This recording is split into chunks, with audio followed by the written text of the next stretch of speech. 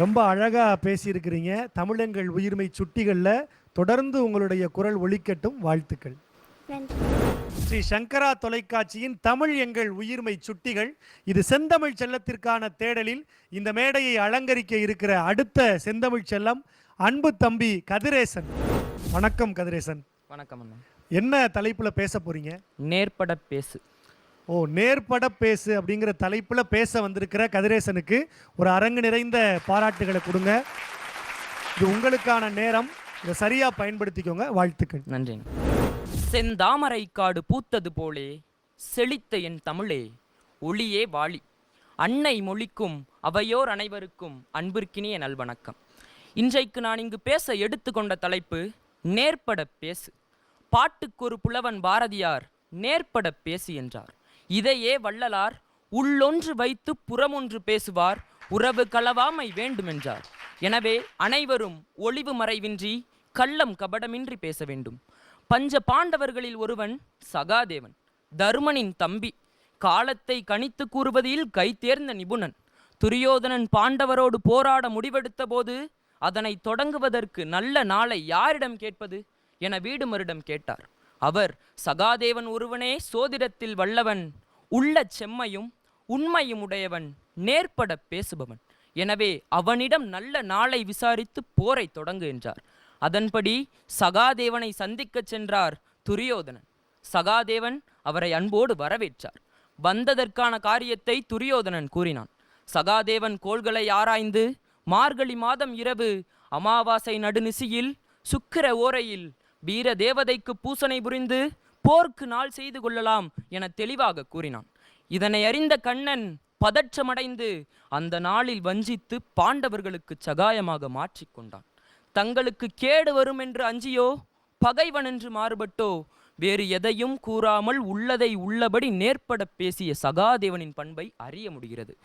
நேர்பட பேசுவோர் புகழ் குன்றின் மேலிட்ட விளக்கு போல் திகழும் என்பதற்கு விகர்ணன் சான்று.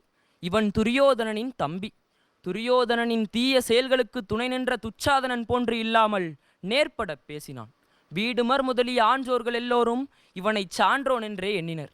துரியோதனன் பாஞ்சாலியை இழுத்து வந்து அவையில் நிறுத்தி அவமானப்படுத்திய பொழுது துரோணர், கிருபர் முதலிய பெரியோர்கள் எல்லோரும் துரியோதனனுக்கு அஞ்சி முணுமுணுத்தனரே தவிர அச்செயலை தடுத்து நிறுத்த யாரும் முன்வரவில்லை.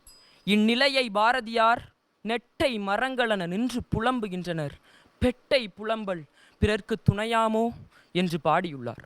ஆனால் விகர்ணனோ இப்பாதகச் செயலை செய்பவன் தன் அண்ணன் என்பதற்காக வாயை மூடிக்கொண்டிருக்கவில்லை. பாதகம் செய்பவரைக் கண்டு பயம் கொள்ளாது, இங்கே நடப்பது கொடிய அநியாயம், குடியும் குளமும் அடியோடு அழியப் போகிறது, இது முறையா நேர்மையா? பழிபாவங்கள் நிகழும் பொழுது அதனை பார்த்து கொண்டிருப்பது மிகவும் பரிதாபம் என்றான். இவ்வாறு விகர்ணன் அவையில் பேசவே அந்த அவையிலிருந்த யாவரும் அவனை போற்றினர், வாய்மை கடவுளென்றும் பாராட்டினர். உள்ளம் திரியா உறவோர் உரை என்னும் தெள்ளமிர்த மாமேதெளி என்னும் வரிகளுக்கு வடிவம் கொடுத்தவன் விகர்ணன். பொய்யை மெய்போல பேசி இன்று வரை எள்ளப்படுவோர் பலர். எனவே அனைவரும் ஒளிவு மறைவின்றி நேர்பட பேசுவோம், நேரிய வாழ்வை பெறுவோம். நன்றி.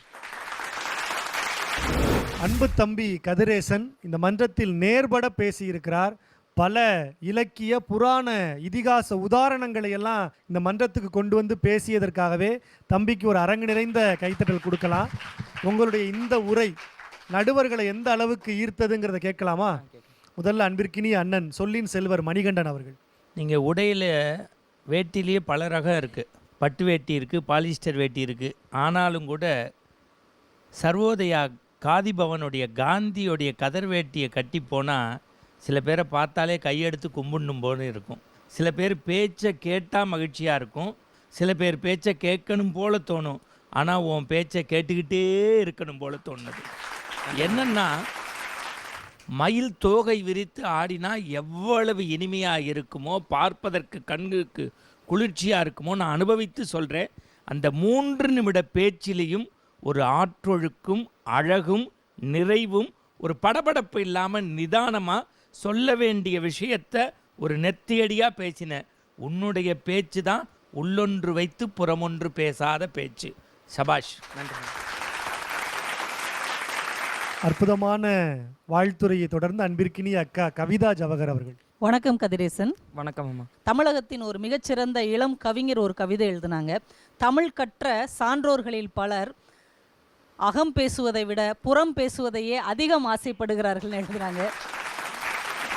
புறம் பேசுவதை புறம் தள்ள சொன்ன தம்பிக்கு அகம் நிறைந்த வாழ்த்துக்கள். நன்றி. 2 நடுவர்களும் அற்புதமான வாழ்த்துரையை வழங்கியிருக்கிறாங்க. தொடர்ந்து இந்த பேச்சு பயணத்தில் உங்களுடைய குரல் ஒலிக்க எங்களுடைய அன்பான வாழ்த்துக்கள். நன்றி. பல்வேறு